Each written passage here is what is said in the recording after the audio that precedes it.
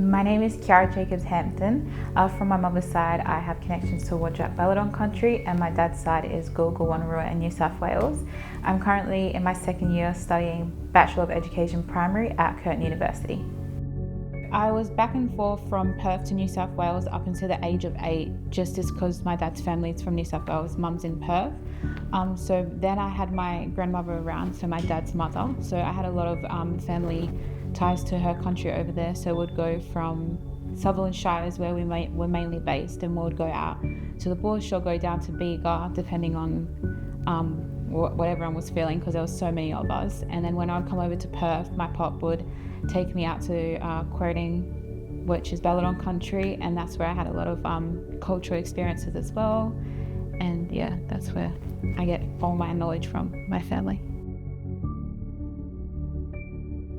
We believe that it takes a community to raise a child, and all my nieces and nephews are, well advanced, really good kids. So it was just the influence of everyone, I guess, to help create those kids, and I feel like that is what Aboriginal culture is all about. I went through primary school with my 2 younger brothers, Yaron and Zachary, and then I went with all of my cousins, which were my first cousins, second cousins, third cousins, this cousin, that cousin. And with my brothers and I felt like we had just a better experience because my mum and dad showed us books, and we had all of those around the house, whereas my cousins, they came from massive families, so that they just didn't have the money or accessibility to those sources in general. But then when we came to school, they just weren't understanding the content, and the teachers really just didn't set them up for self-progress, whereas because we had that, the teachers pushed us to achieve more. So outside of mum and dad, I had the AIEOs at the primary school. So they were really good. They would come into the classes, rotate around the school, and then we'd all catch up recess and lunch and talk about how our classes went or what we needed to work on. And then I had some really good teachers throughout primary school as well. So Miss Jeffries, she went above and beyond her hours as well. That just gave us more access to sources to better our education. And there was just a lot of good teaching staff throughout primary school because it was such a Aboriginal based suburb. So I feel like they were just adaptable to different students. So yeah. So I attended Wadjuk District High School for year 9. And there's no Aboriginal kids out here.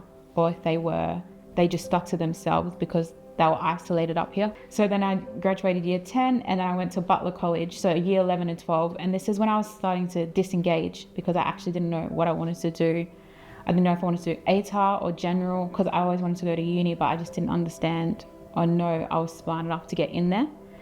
And then I remember one time I was with my dad at the news agency, and I seen the Koori Mail, and they had the awards section, and 2 Aboriginal kids from year 12 graduated, and they posted their photo and a little bio about them. And I was like, oh, I kind of want to do that. It looks cool. And I was the only Aboriginal kid and the first Aboriginal kid to graduate from Butler College. So, and then they put me in the little mail. So yeah, it was good. So my last teacher at Wadjuk District, she was a white teacher, and she said to me that she will see me one day as a teacher, only because I would go above and beyond for this other kid, Tremaine, and really encourage him to come to school. I'd ask mum and dad to pick him up, and because I know he was going through a lot. I eventually wanted to get to uni and be a role model for Aboriginal kids. That was just my drive after helping Tremaine and my cousins all the way back to primary school, Koori playgroup. I just always was the leader. So yeah. For me, Indigenous self-determination is just understanding who you are as an individual, and finding core things about yourself that drive you to be where you want to be, your community, having faith and trust in your community, having the strong ties, and then just taking that upon yourself to do good for them, and you'll receive good in return. So that's what I believe is self-determination. What led me to study at uni was my drive to be an Aboriginal teacher and eventually work in remote communities. I was working as an AIEO for 4 years after high school, and I was just really restricted of what I could say, what I could teach, what I could do. So then I was like, well, I have to go above and beyond and be a teacher, and that's what drove me to going that way. Yeah. So I just always wanted to join Miss NAIDOC, and then in 2021 I got the invite So I had to sign up and tell them about myself, what my goals are for the future. And obviously they liked what I had to say, so they invited me to join the Miss NAIDOC 2021 team. And that's where I reached more into the Noongar community. And then being around empowering women and girls that want to do the exact same thing as me, just it led me to doing what I wanted to do even more. The sisterhood was the biggest experience from the Miss NAIDOC, and just the leadership that the program offered itself is what I wanted to reflect to younger kids, especially girls, and just being that role model figure. So it was good to take tips from that. As a university student, Indigenous self-determination, I feel like I've learned a lot from the ITEC course. So they taught us a lot about code switching. I feel like if I didn't actually do that ITEC course and then meet the people from the CAS Centre, I wouldn't have felt as confident I was through uni and given my all. What motivates me to finish this degree is just for me to be standing in front of a classroom, because I've always loved being the centre of attention when I was little, and I always made my cousins play teachers with me. But just being able to be that role model that most of the kids needed, and then just being able to nurture and teach kids the way I would have liked to be taught is what's driving me to finish this. Well, my drive is to have education, Aboriginal education embedded in the curriculum and be taught from Aboriginal people and have educators in the realm. That's my goal. Just adaptable to their own needs, adaptable to the child's needs, so not just giving out a lesson or being that teacher that just ticks it off. I just actually want to nurture them and guide them into little versions, better versions of themselves. So within my bachelor, there is only 3 Aboriginal students, and one is an online, and he is in Broome, and then the other 2 are myself and Stacey. So we actually started ITEC together, and now we're both doing Bachelor of Education. Just having her there as a support system, and she understands my needs, I understand her needs, and just being the guide and the push for each other is what's getting me through.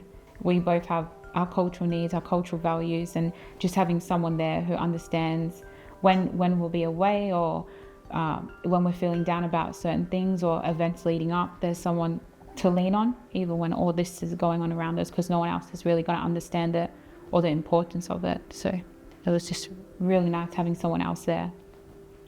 For tips, I would have to say is write what they want to hear, and then when you get to where you want to be, you can have your say, because I felt like what I wanted to say, they've kind of just disregarded that, or they've wrote comments like, this has nothing to do with it. But it's just from an Aboriginal perspective, and it's just our way of learning, the way we've been taught. So why isn't that acknowledged when, our people have been around on this planet for the longest time, and they still just disregard our knowledge and our opinions. When I look at my family and when I come to university, it's 2 different universes. So when I have conversations with my family, because just first cousins, I'm one of 70, and I'm the first to attend university. And when I have conversations with them, they always ask, how are you going? Because it's such a big deal to them, most of them didn't finish high school, so it's quite daunting to them. And then it really makes me upset when they say oh, I wish I was doing those things, but I ended up having kids, even though their kids are their biggest blessings, they still didn't get to do anything for themselves. And I was like, look, you can eventually do it, just raise your beautiful children, then you also get there.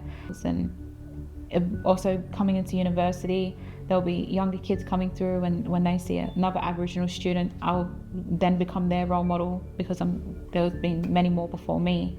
I just didn't get the chance to meet them. So it's just really good, and my community backed me ever since I was at AIEO. They really pushed me to finish it, and I've been offered multiple jobs after my bachelor, come back here, or we need more Aboriginal teachers. So that's what just really keeps me going. So my future goals is just to finish my degree. I eventually want to work in Perth for 3 years, and then I want to go to a remote Aboriginal college and work for another 3 years. My main goal is to see Aboriginal kids finish primary school. That will be my drive. So everything I deliver in that classroom is what will be put out into the community, and they'll then become community leaders, and that will just be a spiral effect throughout their journey. And everything I do comes from my ancestors. They fought for me to be here where I am today. And eventually, like when I become a teacher, I just want to go back to being the role model everyone needed, especially when I was little, when my cousins were little. So it's not the same cycle of saying, oh, I wish I could have did this 10 years down the track when they could have done it right now. Having people slowly accept us and our opinions, our rights, I feel like it's a learning journey for us, but also them. So I just feel like I'm one of many that are just going to pave the way for everyone that follows behind.